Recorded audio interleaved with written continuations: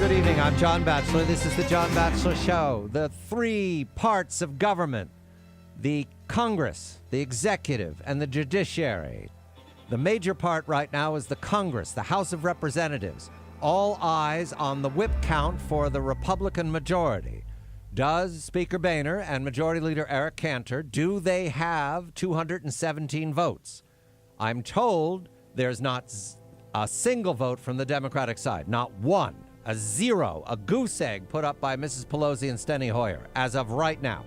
That means that the Republicans, in order to pass the Boehner plan, need 217 Republican votes out of 240. It's just math, it's just subtraction. And then there's the Senate piece. Joining me, David Drucker of Roll Call.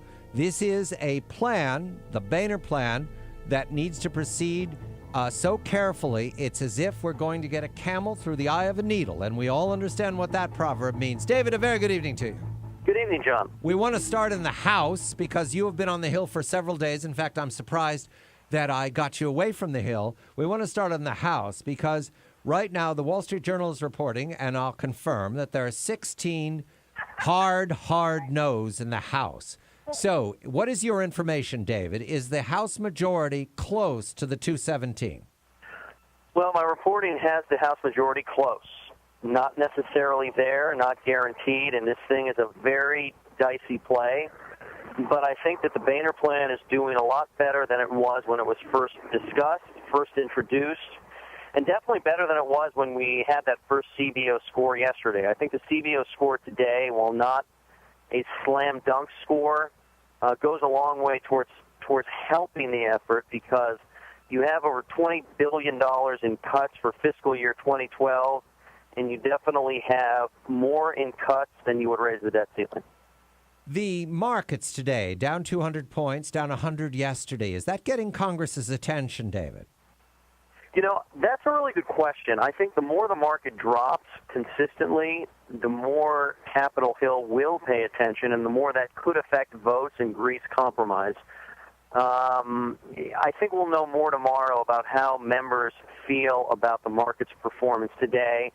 But if you're a congressional leader, if you're the president, today's market drop was a positive in that it can help push wavering members over the edge to do things they may prefer not to do.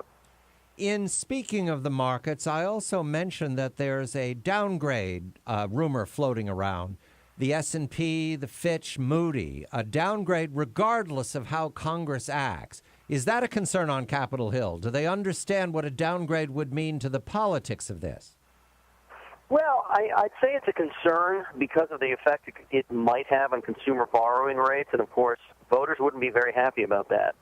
And today, what I found interesting, John, was that every proponent of every plan was claiming that the ratings agencies actually favored their plan over everybody else's, and therefore you should accept their plan. So I think this is something members are paying attention to. I still am curious as to whether the remarks I heard today from all of the factions were political or were outright concern for what the ratings agency's potential moves could mean for borrowing rates, for the economy, and for how voters would react, though. August 2nd, that's a date that the Treasury Secretary and the President have used many times in the last month. Benjamin Applebaum of the New York Times is reporting the Treasury now believes the date isn't anything like August 2nd. That's just when we hit the credit limit, that cash coming in extends at least till August 10th. Is that a factor on the Hill? Are they using that new date, David? Well, I don't know if they're using the new date because August 2nd remains the operating deadline to reach a deal. But I do believe that if this is the case, it would do one of two things. For people who don't want to give in, it would tell them that they have more time to push this. And if we're close to a deal, conversely, it could allow a few extra days for a deal to be sealed and approved before any negative consequences hit. I'm speaking to David Drucker of Roll Call, and we're looking at the House vote first. That is not certain even slightly because there are 0, I'm told, Democratic votes, and there are not right now 217 Republican votes, which is what is necessary. However, let's presume a miracle happens. It often does with the United States. After all, Washington got across the Delaware, marched all night through a blizzard, attacked a superior German force, and won. So those are miracles. They come to us. Let's talk about the miracle of the House, successful. Now it goes to the Senate. David, Harry Reid has a plan. It's nothing like the Boehner plan. And Mitch McConnell is the minority leader. Are they ready to take the Boehner plan and make it work?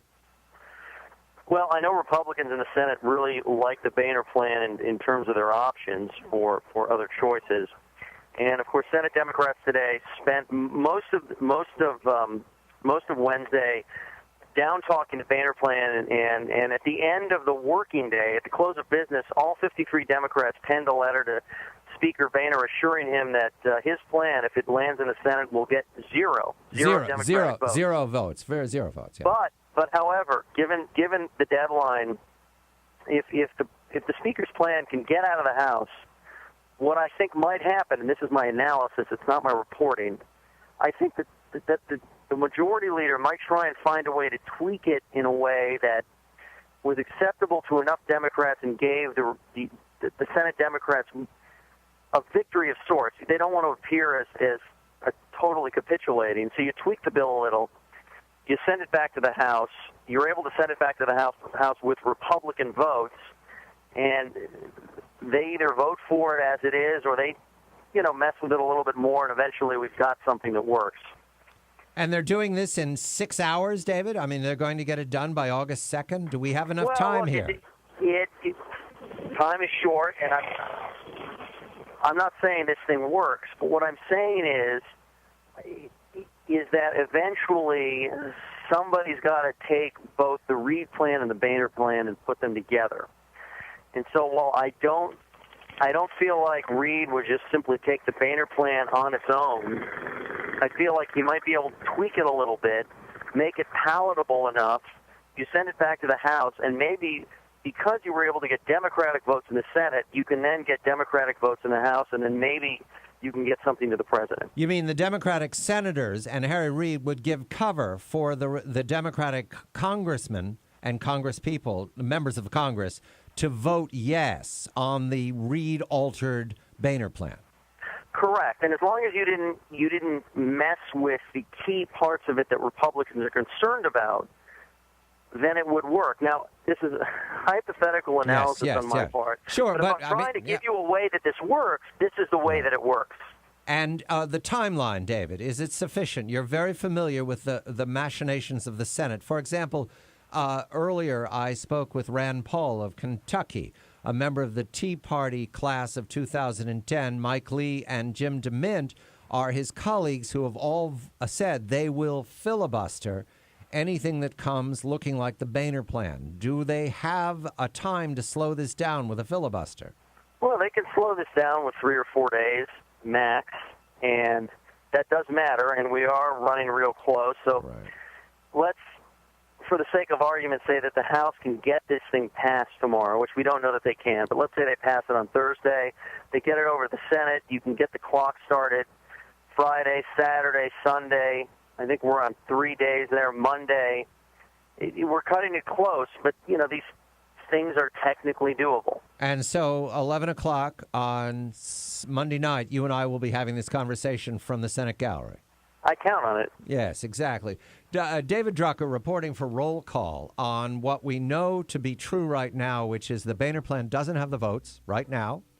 In the Senate, there's nothing but no votes from the Democrats right now. In the House of Representatives, there are no Democratic votes for the Boehner plan. That's what we know right now. However, in order for all of this to be successful by August 2nd, the Democrats have to comply at least a little bit in the Senate. The Republicans have to comply a lot in the House. And to top all that, the president has to be ready to sign whatever emerges from both houses of Congress by midnight, August 1st. I'm John Batchelor. This is The John Batchelor Show.